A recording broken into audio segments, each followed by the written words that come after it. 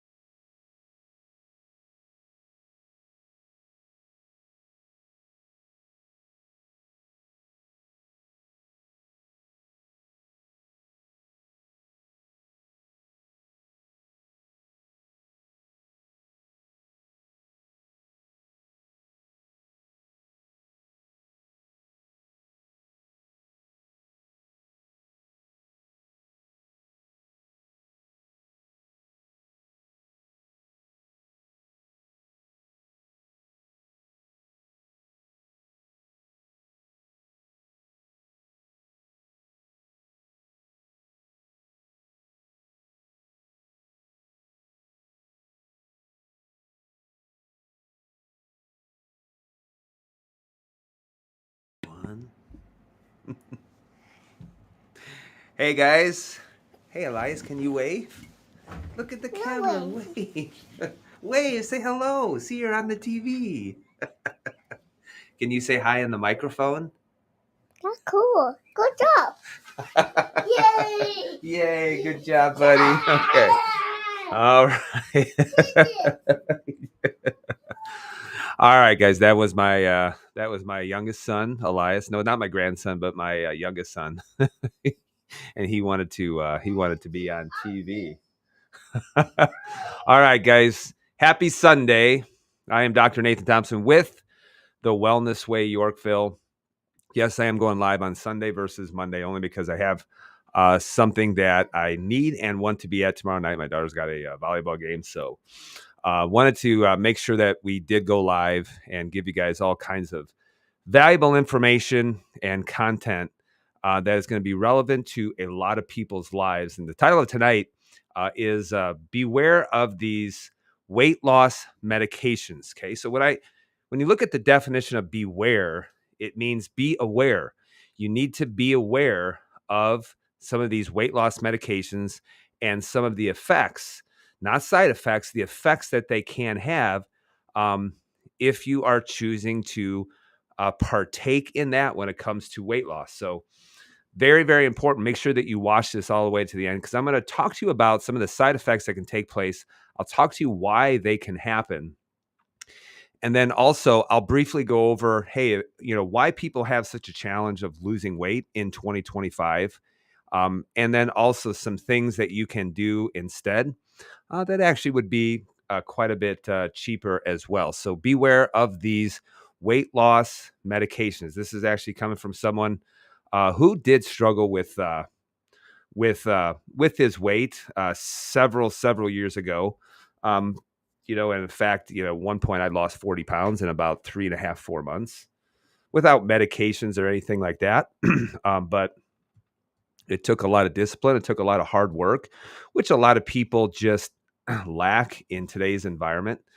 However, it's also been I have been able to keep that off and been able to do some pretty awesome things only because of discipline and habits and things like that. So I'm going to go over with you some of the effects of these medications, and then I'll give you some strategies and some labs that you should be looking at, as well when it comes to weight loss and with some of the medications and things like that. So Guys, if you're watching right now, say hello, give me a wave, let me know where you're watching from. It's so good to see all of you. Right now, we're broadcasting live on YouTube and on the Rumble platform, on Facebook at Dr. Nathan Thompson, also at Facebook at The Wellness Way Yorkville. But if you are watching and you're from the Chicagoland area, and you want to work with us directly, please make sure that you get registered for our next inflammation event. That's on Tuesday, November 4th at 6 o'clock p.m. This is an in-person event. That is the day in which we do, in fact, take patients. So if you're coming from the Chicagoland area and you want to work with us directly, whether you have some issues and challenges with weight loss, issues and challenges in regards to cancer, or with infertility, or the inability to be able to conceive, with thyroid issues. In fact, this is one of the reasons why I got into the Wellness Way several years ago. Really had to do with my wife and with her thyroid disease. And she's doing awesome, fantastic, amazing. Chronic joint pain, type 2 diabetes, autoimmunity, hormone issues, all these things are really an effect of inflammation. The problem is a lot of people they don't know what inflammation is. They don't know where it's coming from. And, because of that, you'll see the body start to adapt. And, one of the biggest things that I will say is that if you look at most of healthcare is that they're giving you a medication of some sort for the chronic effects of inflammation. In fact, that's where medical doctors and the Wellness Way approach agree that inflammation is a big, big problem. But where we take a different, where we kind of split paths and go a different direction is how, in fact, you are handling it. So remember, I had a woman, this was last week, was really having her number one issue and complaint was really bad menstrual cycle issues, and just followed up after 8 weeks. And the menstrual cycle issues are gone. The premenopausal symptoms are gone. And it really has to do with figuring out inflammation, starting to correct where the causes are taking place, where the causes are happening, start to remove that so the body can start to repair and start to recover. So if you want a different perspective on your health condition, then please make sure that you get registered for our inflammation event coming up Tuesday, November 4th at 6 o'clock p.m. So all you have to do is just go on, you'll click on our Linktree profile. It's on all of our socials. The first thing to show up will be the inflammation event. And if you click on that, that will take you to Eventbrite, take you about 60 seconds to register. The only thing that we ask is if you register for it, you're committed to showing up. Okay. So if you get registered for it, it's free to attend. We have a gift for you at that event. And you'll also see too on our Linktree, we also have the sleep challenge, which we're about halfway through the sleep challenge. Awesome stuff in order to help you be able to rest, be able to recover, and do some pretty awesome things in regards to sleep. That's a free challenge that we have. And if you click on that, just right below the inflammation event, that will take you to the Sleep Well Challenge. You give me, enter in your email address. It's free to do that. They'll give you all kinds of resources in order to start helping you when it comes to your sleep. So get registered for that. Now, at least a couple of times a week, I have people who will reach out and ask me, hey, are you working, remotely? And actually just last week, we opened it up a little bit to remote consults. However, here's one of the stipulations. Right now, we're only working with men only.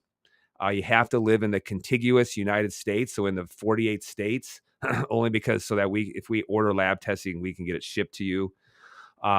And then also, if you need to order some certain things to be on, you'll have the ability to be able to order that and get it shipped directly to your house. It's just very difficult when you're in Hawaii or when you're in Alaska or when you're in a whole entire different country as well. So if you're a man and you're suffering, probably the number one reason why men reach out to us have to do with low energy fatigue, gastrointestinal issues, low testosterone, or they're just dug themselves a really big hole when it comes to weight loss or sleep issues and things like that. Just make sure to just call our office if you want to work with us directly. And if you're a male, it's 630-553-6149. My staff will get the message. They'll reach out to you. They'll get you set up for your initial consultation, which is usually going to be on a Thursday morning, our time, Thursday morning.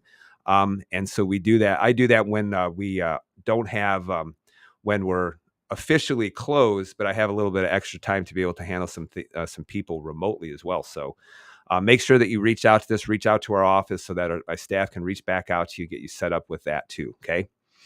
All right. So weight loss medications. I want to show you something right here.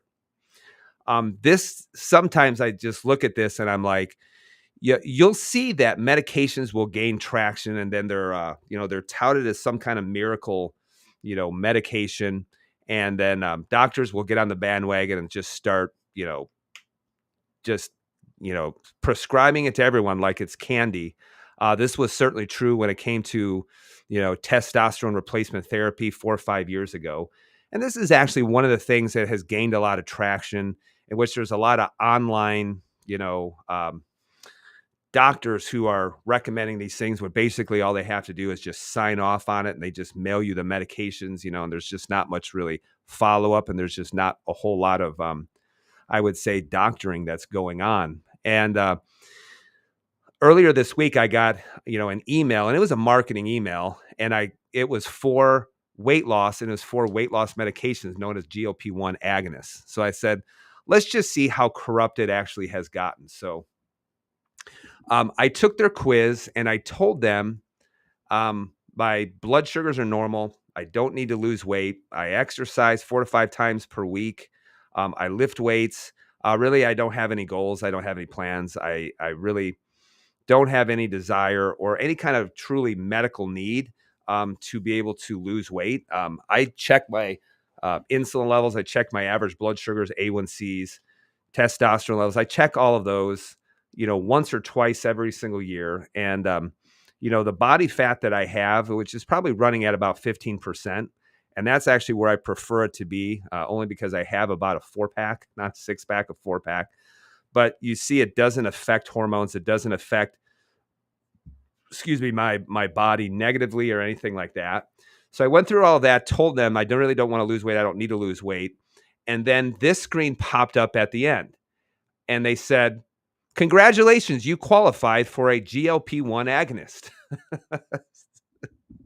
And of course, the whole goal is just to get as many people on board as possible, in order to collect your monthly payment or whatnot.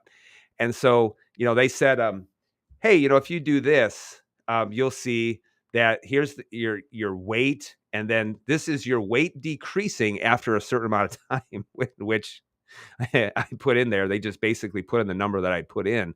So you can see that I'm not losing any weight, but it's showing that I am. But here's what's so interesting about this, okay, is that even with being on what they would tout as a miracle weight loss medication, is they even say you're going to have to give it at least 9 weeks. So you're going to have to give about 9 weeks in order for it to start working. Okay. So they say week 1 through week 4, your body gets acclimated to the GLP-1 medication. Week 4 through 8, weight loss is increasing more and more. And then by week 9, your body has become a fat burning machine. Okay. We identify the root causes of your metabolic issues, so you get a long-term solution, not just another quick fix. However, I'll go over some drawbacks in regards to that. So I thought that was interesting. Like for me, as long as I put that in, answered it honestly, and then they say, oh yeah, you qualify for a GLP-1. And I think that this whole thing, honestly, is just, the medical system being a wolf in sheep's clothing. Okay. Now, they actually said, hey, listen, you're going to have to give it at least 8 to 9 weeks. But do you know how many times people come to me and they're like, oh, doc, I can't lose weight. I did the no sugar diet for 2 weeks. I did it for 2 weeks and I only lost 3 pounds. And I'm like, you should be doing this for really, honestly, for some people, they're going to need to do it for a whole entire year. But it just goes to show you that for many people, it can take 8 to 9 weeks in order for things start to ramp up, especially depending on how much damage you've actually have done to your metabolic system. But this right here, I believe, is actually one of the best nutrition plans that you can do. The no sugar diet, and we have actually a companion book for it. But if you really want to make it easy, it's just meats and veggies, meats and veggies, meats and veggies. So yes, you are getting carbs. It's not a no carbohydrate diet. It's not a carnivore diet. It's none of that, because there are carbohydrates and fiber. And that's why you do need high amount of protein. You do need a high amount of fiber. And I'll explain to you why here in just a second. So let's talk about some of these medications that are touted as some kind of like miracle or whatever. My spidey senses always go up anytime that they tout something as some kind of miracle drug or anything like that. Only because it's usually the miracle drugs that end up having terrible, terrible side effects that the pharmaceutical companies hid, from everybody, and that they don't come out until enough people start taking them, and then they start getting some pings as far as side effects, and they start seeing that, and then it comes out, oh yeah, big pharma, they just hid all the side effects. They knew it was going to happen, and then they just they just put enough money away when they get fined for lying about some of the research that they hid. Perfect example was known as Vioxx, and some of these Celebrex, Bextra, some of these other medications that they knew they were going to cause an increase in heart attack and stroke, and they hid the data, they hid the research, and then it didn't come out until a lot of people actually had to have a heart attack, and then they said, "Oh, yeah, I guess these are some of the issues." Then they find the pharmaceutical company, but they've already made billions from selling that medication, and then they just take a portion of their profits and then delve out all of the fines and the lawsuits and things like that. So what are some of the GLP-1 agonists? And this is actually what they are. This is what they're called. GLP-1 stands for glucagon-like peptides. What are some of the commercial names associated with it? Well, this is known as, if you're wondering, like, well, what are you talking about? We're talking about things like Ozempic, Wegovy, Saxenda, Trulicity, Mounjaro, all of these different GLP-1 agonists, and they really have a basis as far as type 2 diabetes type medications and things like that. So just in case you're wondering, this is some of the names that are associated with it. But biggest thing that I want to say is, well, how on earth do some of these GLP-1s, how do they work? Okay. So if you go and you look at how they work, this is what they say. Glucagon-like peptide 1 receptor agonists improve glycemic control by doing basically two things. They enhance insulin secretion, which means they increase the release of insulin from the pancreas, which can be a big time problem too, because I've seen individuals have come in and they have type 2 diabetes, and doctor starts injecting them with insulin just because their bodies can't keep up with their blood sugars. And I've seen people who have come in with insulin levels at 900, which is just an ungodly amount of insulin. Consequently, these people didn't last very long. And we're not talking about that they didn't want to do it. No, they had some serious metabolic issues that led to cancer and things like that. So they enhance insulin secretion, number one. And then number two, what they do is they slow gastric emptying. So they slow the emptying of the stomach. And as a result, one of the things they do is they increase satiety, or the feelings of fullness, and they reduce appetite. So you'd be amazed the number of people are like, "Oh yeah, it just took away my food noise." And I'm like, well, of course it's going to take away your food noise, because if you eat food and it sits in your stomach for hours and hours on end, then of course your stomach is going to stay stretched. It's going to send a message to your brain of saying, "I'm not hungry. I'm not hungry anymore." But one of the things that people don't realize is if you're eating foods that take longer for the body to be able to empty out of the stomach, like animal proteins, this is another thing that you can do. And the problem is that if people are dealing with a lot of weight issues, chances are they're just probably not eating a lot of protein, and they're eating a lot of refined carbohydrates, which are just getting out of the stomach very, very quickly. So that's how they work, actually coming from the horse's mouth. Okay. Now, if you look at weight loss medications through the years, and this is going back 50, 60 years, or so, and looking at what the most popular ones actually were, well, if you go back 50, 60 years, the most popular ones were, in fact, amphetamines. Just amazing how everything just always changes. So if you see things changing all the time in medicine, it makes you kind of wonder, well, they were saying that this is the gold standard, and this is what just gets me, is that if you go back, 100 years and, 70 years, 80 years, and the gold standard for mental illness, was to stick an ice pick up and through your eye and then damage the brain. That was known as a lobotomy. Okay. So it's just so amazing how much medicine changed over the years. But every time that they do it, they're always saying that this is the gold standard, that this is the way. And then it just changes 20, 30 years later. So the gold standard for weight loss was amphetamines. And basically what it does, it was causing a huge stress reaction, because if you are massively stressed, the last thing that you really want to do is just, you don't want to eat. So it was really just an appetite suppressant. Then they came out about 30 years ago with something known as Orlistat. That was an absolute disaster. because basically what it was doing, it was inhibiting the absorption of fats, in people. So if people ate a high fat diet, it was just going right through them, and it just caused so much gastrointestinal upset and things like that. And now basically a lot of the weight loss medications are a derivative of like types of type 2 diabetes type medications. So you can see how much they have changed, obviously, over the years. So let's go over GLP-1 medication effects. Well, are you talking about side effects? Nope, I'm talking about effects.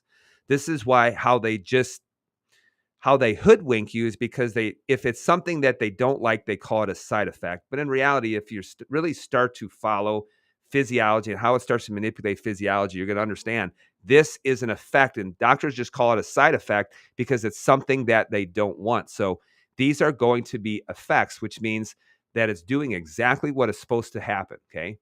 So here's number one. So the number one effect is it's medication induced anorexia. Okay. So it induces anorexia. Now, there's different types of anorexia, but anorexia, the medical term for it, anorexia is just loss of appetite. So is it causing loss of appetite? The answer is yes, absolutely. It's causing a loss of appetite induced by a medication. Okay. Now, one of the things that you'll see with these medications is that the average decrease in calories that someone experiences throughout the day is an average of 5 to 750 calories per day, a decrease, in fact, in what they are eating. So that's why, people will eat a lot less calories. And then they're like, oh my gosh, I'm losing weight. I'm like, congratulations, you ate less. And this is why I don't understand how people can, they say, I can't lose weight. I can't lose weight. I can't lose weight until they finally take a medication that's going to induce anorexia or loss of appetite. And then they stop eating as much, and then they start losing appetite. And then they say, oh, it was the medication. The medication is what's doing it for me. So it does induce a loss of appetite. Okay. So that can be a problem. Why can that be a problem? Is because if you eat like garbage and you still eat like garbage, but you eat less, this is why it can cause a lot of other issues as well. Here's the second effect is that yes, it causes a loss of appetite known as anorexia. But the second thing that it does is it causes what's known as gastroparesis. So it causes gastroparesis. And what is that? That's a fancy term for saying it's called delayed stomach emptying. So it's delaying the emptying of food from your stomach. And if you look at how gastroparesis is, if someone doesn't, has, it's not medication induced, but they're having a problem with their stomach being able to empty, then some of the symptoms that they'll start to have is nausea, vomiting, abdominal pain, heartburn, weight loss, and also loss of appetite. So it just delays stomach emptying and induces a medical condition known as gastroparesis. And that is something that can cause a lot of issues because many times I'll have people who will come in and they are experiencing delayed stomach emptying. And if you're already having those issues, delayed stomach emptying, and then on top of that, you go on the medication, it can become overtly worse when you go on the medication. So if you look at the National Institutes of Health, and in fact, this is an article that's not super old. It's just about 3 years old, and it's called Glucagon-like peptide receptor agonists. And they're actually going over some of these medications that I just described. And here's what they say. The most frequently exhibited side effects from GLP-1 agonists include nausea, vomiting, and diarrhea that can lead to acute kidney injury due to volume contraction, dizziness, mild tachycardia, or an increase in heart rate, infections, headaches, and dyspepsia also may occur, or gastrointestinal pain or stomach pain. So I just said that right there. That's gastroparesis right there. And they're just describing it when they're talking about some of the most frequently exhibited, they call it side effects, but in reality, they're just effects. Okay. So here's the third thing that they can start to cause is they can start to cause some problems with the gallbladder and problems with the pancreas. Okay. Here's one of the reasons why.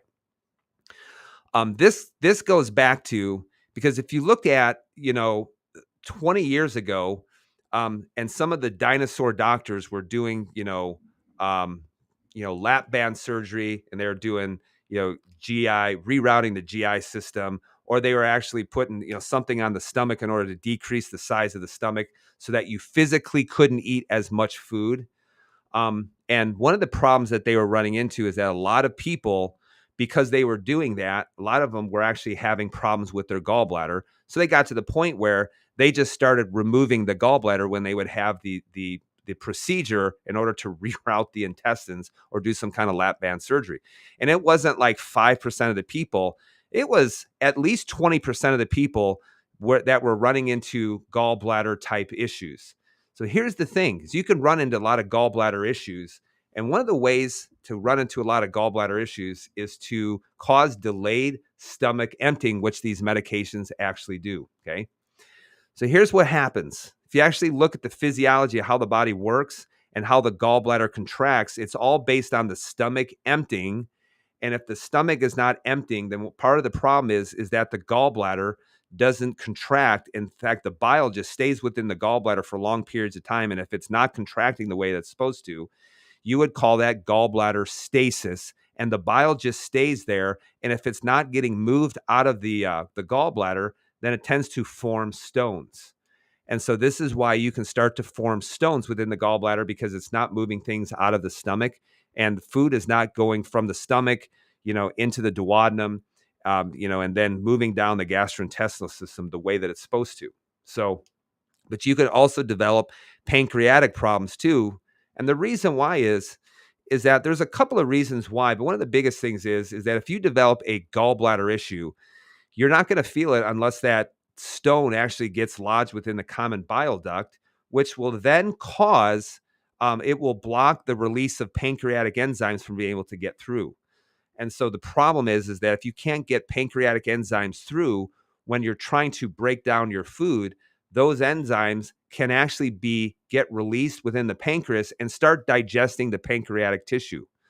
I have a patient, right now that she many years ago had a gallbladder surgery, and they completely messed it up. And in fact, they ended up blocking the common bile duct. And so her pancreas got blocked from releasing enzymes, and it just destroyed the pancreas. And so right now she's dealing with, some issues with blood sugar issues, only because it actually damaged the beta cells, which are releasing insulin. So has the capacity to produce very, very low amounts of insulin. And that's because she has had injury from getting her gallbladder out. So you can develop gallbladder and pancreatic problems. And a lot of it is just because it is messing with physiology, delayed stomach emptying, and that just causes the gallbladder not to be able to contract it. If it isn't contracting the way that it's supposed to, then it can start to form stones, and then you start running into some problems with that. Okay. So number 4 is nutritional deficiency. Number 4 is nutritional deficiency. Now, this is something that doctors who prescribe these medications, now they in fact are recognizing. In fact, they're recognizing it. It's almost like we're causing the problem and giving you the solution at the same time. But this is why now they've actually have come up with a special GLP-1 medication, multivitamin support, because they say, hey, you go on this medication, you're going to start eating less. And even if you're eating less, they're not actually changing the way that people are eating. So they might be eating terribly, but they're just eating less, which can then cause some problems when it comes to deficiency and things like that. So now they're coming out with a special GLP-1 support multivitamin for people who are long-term on a GLP-1. You know what I actually would do instead? Well, I probably would start off by just by starting to eat better. And this is why when I eat, I'm not necessarily looking at calories as much as I'm looking at nutrient content. But this is why, I always say that nature's multivitamin is actually eating liver. So this is why either eating liver, eating a liver organ, maybe about an ounce on average per day, or 6 to 7 ounces per week. And some people just can't stomach the idea of eating liver, which is why, well, then you should probably take a desiccated liver capsule. And then, so then they're doing that, and you take about 4 capsules, that equals about about an ounce of liver per day. But that truly is nature's multivitamin because it's high in things like zinc, it's high in selenium, it's high in CoQ10, it's high in vitamin A, um, it's high in B vitamins, things that if you are on a GLP-1, you're just, man, you're just not going to be able to get the required nutrients that you need in order for your body to be able to function normally. And so you can develop nutritional deficiency when you're on these medications. Number 5 is rebound weight gain, which is why, doctors say, oh, once you go off the medications, the weight's all going to come back. And here's one of the reasons why, because metabolically, these things, they increase insulin. And I say that's always a problem, because the problem is that people, they are releasing enough insulin. The problem is they're insulin resistant, which means the cells can't hear it.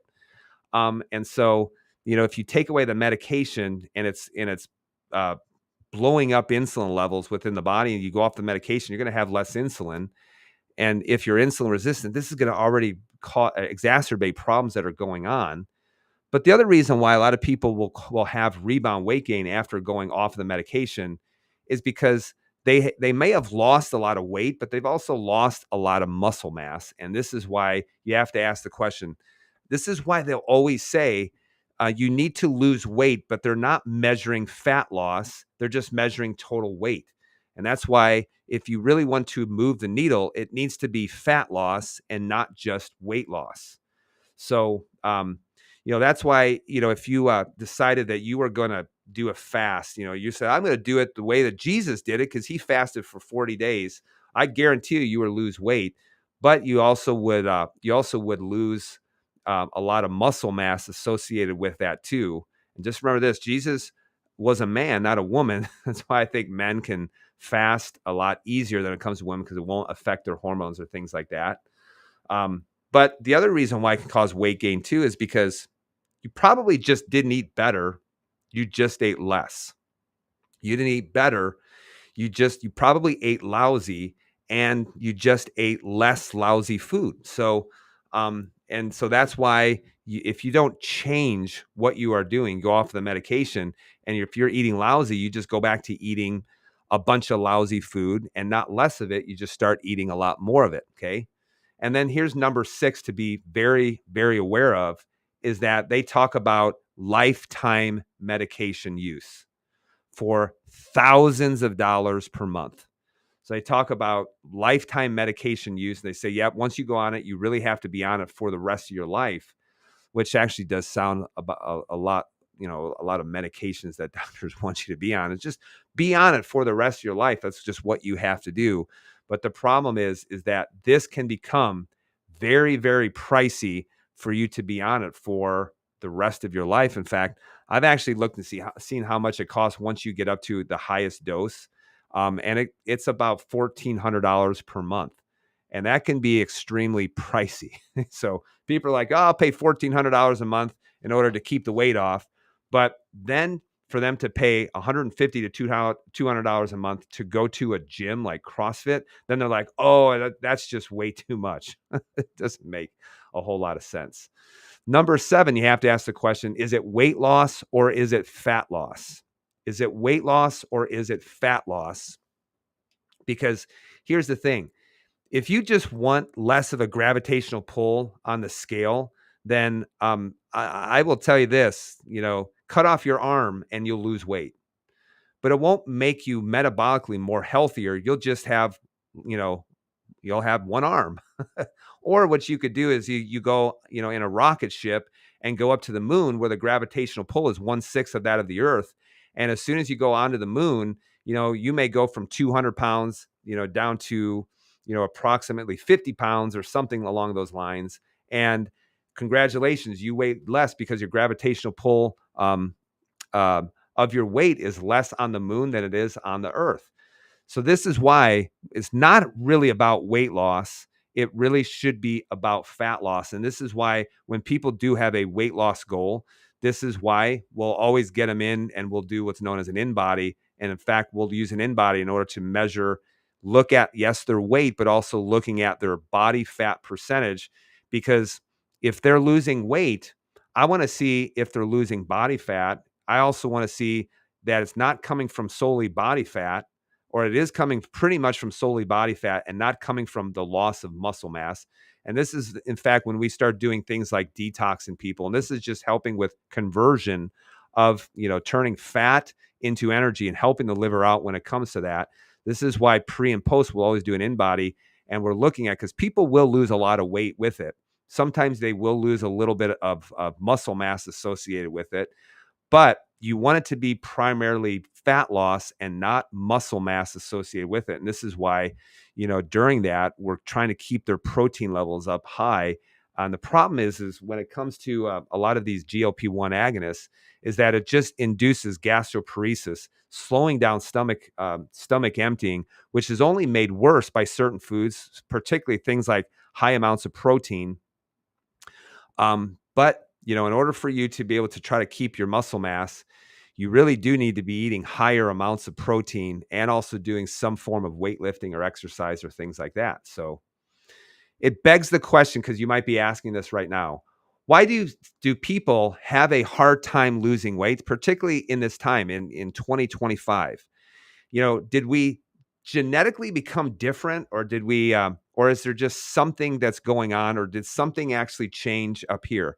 And I think one of the biggest things has to do with the availability of just a lot of junk food, and also how we started changing our thinking over time. So here's one of the biggest things, and these are my opinions, just so you know that, is why do people have such a hard time losing weight? Well, listen, I've written a book on weight loss. I have, I owned a couple of CrossFit gyms for almost a decade. We did weight loss challenges 2 to 3 times a year, for people. So I have seen this. I have seen people without medication lose 150 pounds. And then I've seen people after 2 weeks quit and give up and start blaming other people. So number one, the biggest reason why it can be so hard is that for many people, they've dug themselves a big hole. They've dug themselves a big hole, and they realize, man, I've dug myself a big hole, and I'm going to have to work really hard for a long period of time to dig myself out of it. And they look at the amount of work and the amount of time that it's going to take, and they immediately start looking for a shortcut. Okay. Number two, why it can be so hard is they just might not know what the right approach to it is.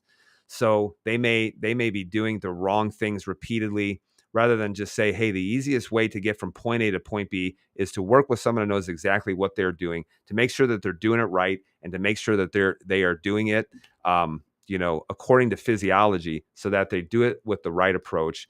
And then number three, a lot of people do, in fact, lack a lot of patience, or they might just lack very unreal expectations.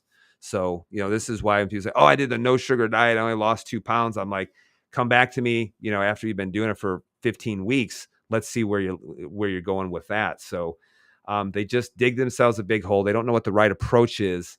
And then they just lack a lot of patience. And honestly, in 2025, people do, probably the biggest thing is people, they want results and they want it right away, but they don't realize that all things require time. Healing requires time. And this is specifically true if you've been doing a lot of damage to your metabolic system for long periods of time. It's going to take a while in order for that physiology to start to change and for you to be able to start seeing some pretty awesome measurable results. Okay. Now, I will also add this.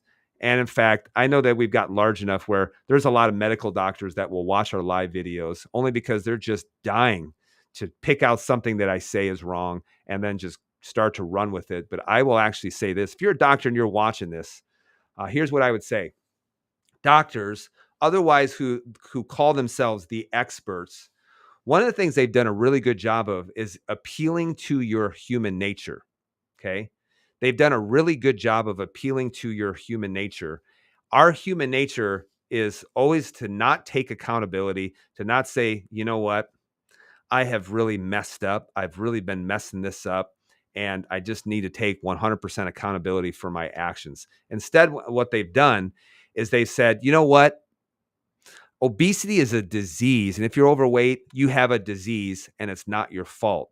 And the reason why they appeal to that is because it's very easy for people to want to latch on and say, you know what? It's not my fault. I wasn't responsible for doing this. And, So now one of the things I'm going to have to do is I'm powerless to do anything to change.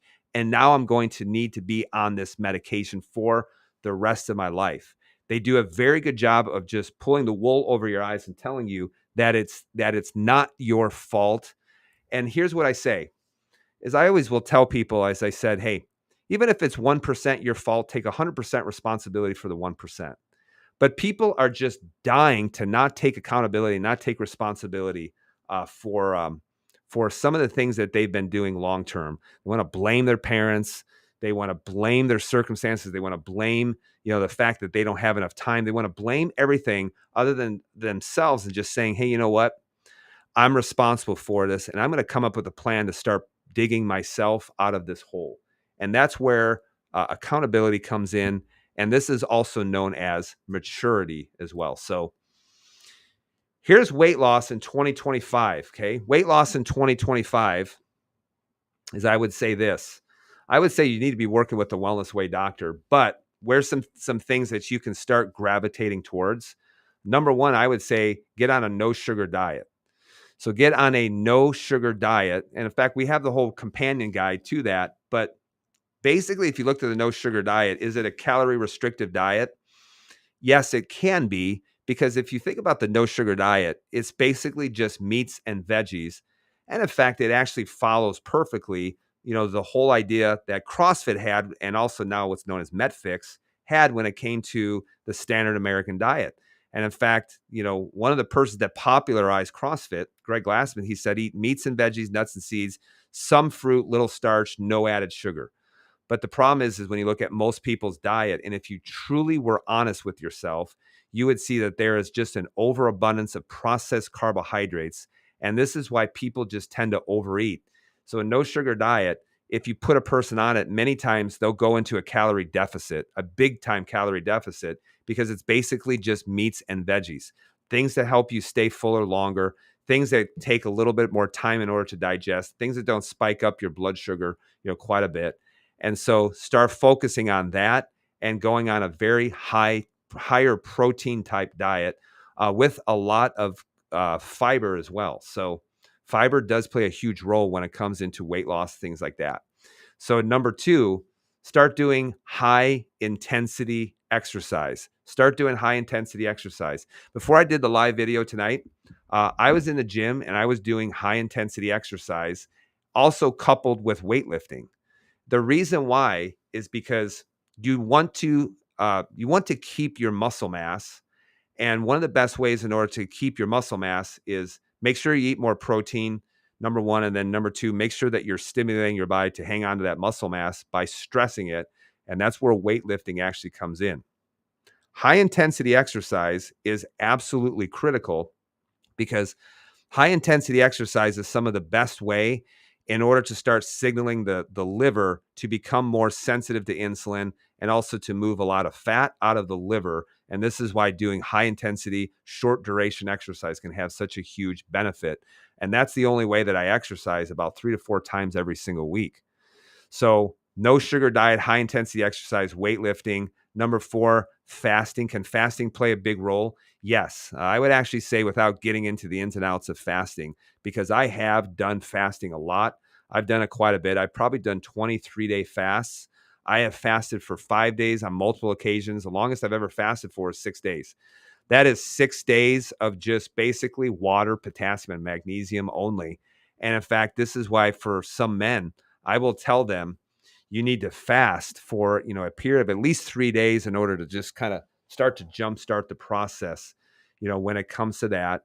But fasting can be a very interesting tool to start using. And if you want to see anything about what I have said about fasting, I've done multiple live videos on that. If you go onto YouTube under lives and then look on fasting, because I've talked about fasting quite a bit.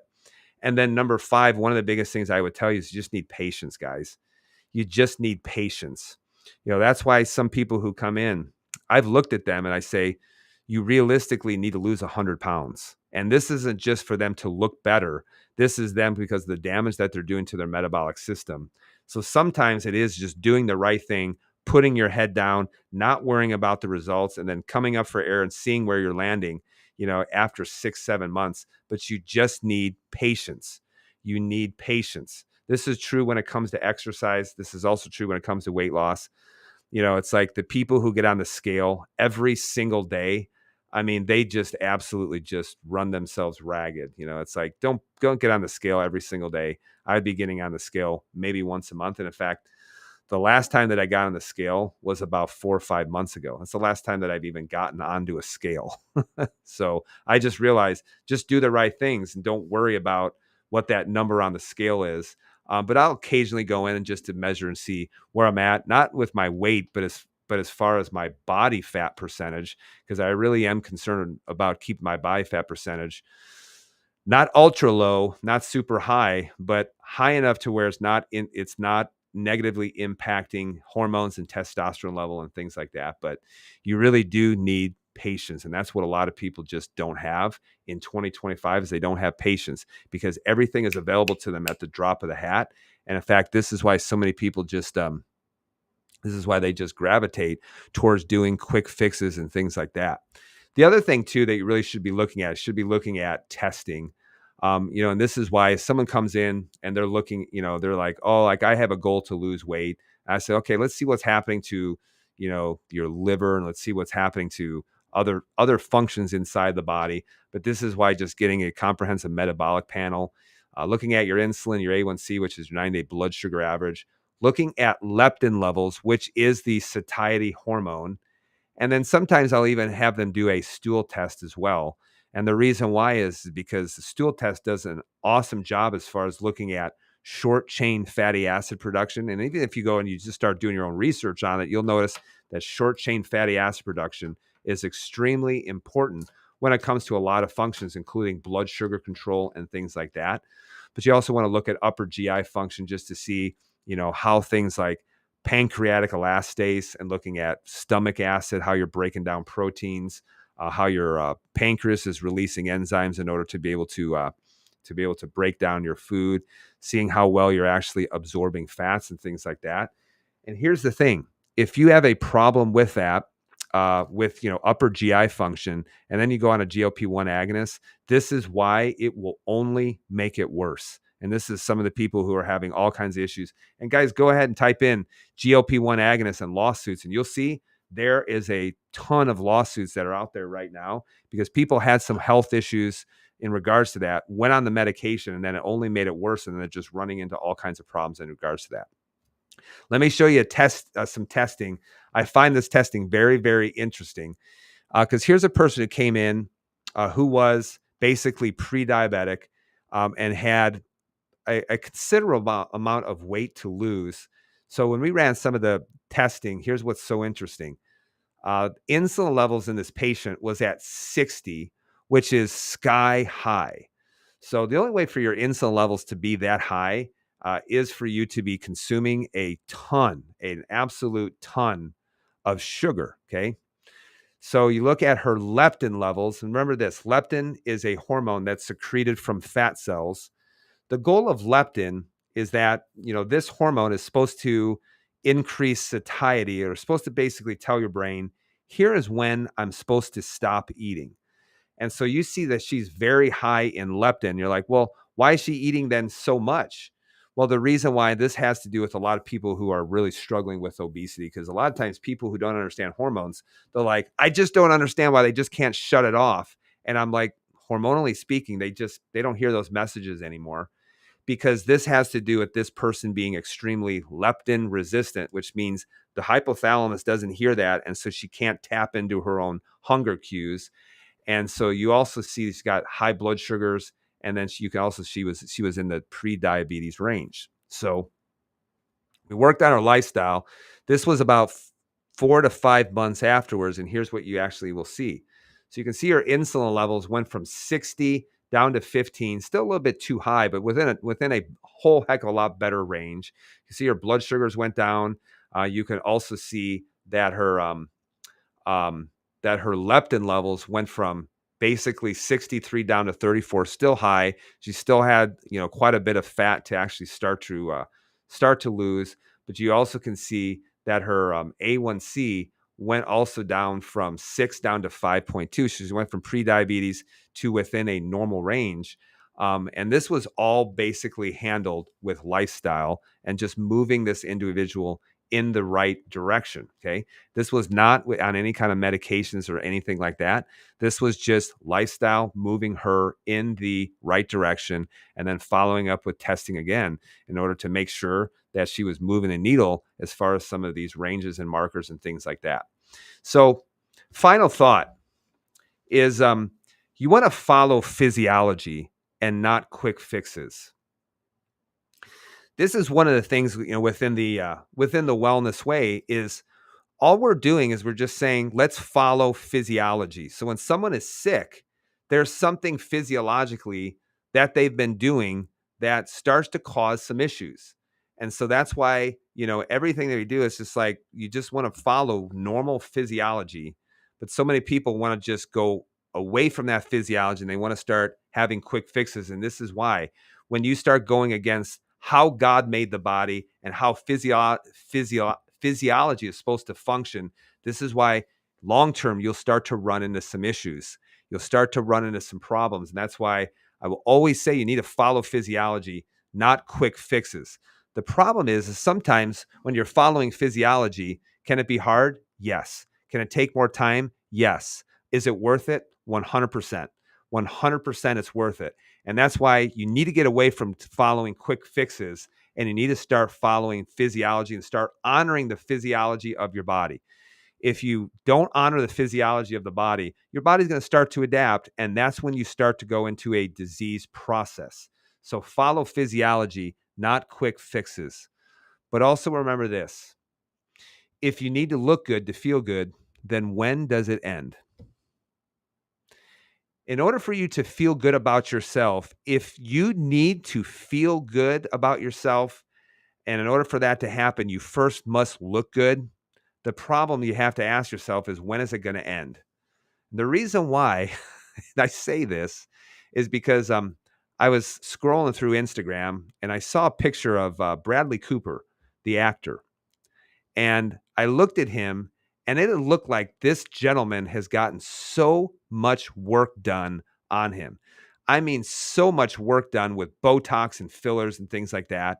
And the problem is if you need to, in order to feel good about yourself, you need to do something in order to look good, which means I have to lose 90 pounds. It should be, I need to do this for my health and not necessarily for me to look better in order for me to feel good about myself. Because remember this, that's a self-esteem issue. That's not a health issue. And if you don't change your thinking up here, then it will never end. You'll be running after the quick fixes. You'll be running after those things, and this is why now Bradley Cooper, I mean, he just looks like a caricature of himself. I mean, really. The problem is that it will never, ever end. It will never, ever end. That's the question I want you to start considering. So, guys, if you watch this video and you're like, I need help, here's what I want you to do right now. I want you to register for our next inflammation event that's coming up on Tuesday, November 4th at 6 o'clock p.m. This is an in-person event. Whether you are struggling with issues when it comes to weight loss, whether you're dealing with immune system issues that's related to cancer, infertility really is an immune system issue in many cases. Thyroid disease, many times it's an immune system issue related to inflammation. Arthritis, chronic joint pain, type 2 diabetes, autoimmune conditions, hormone issues, whatever it might be, I want you to reach out and get registered for the inflammation event that's going to be coming up on Tuesday, November 4th. This is an in-person event.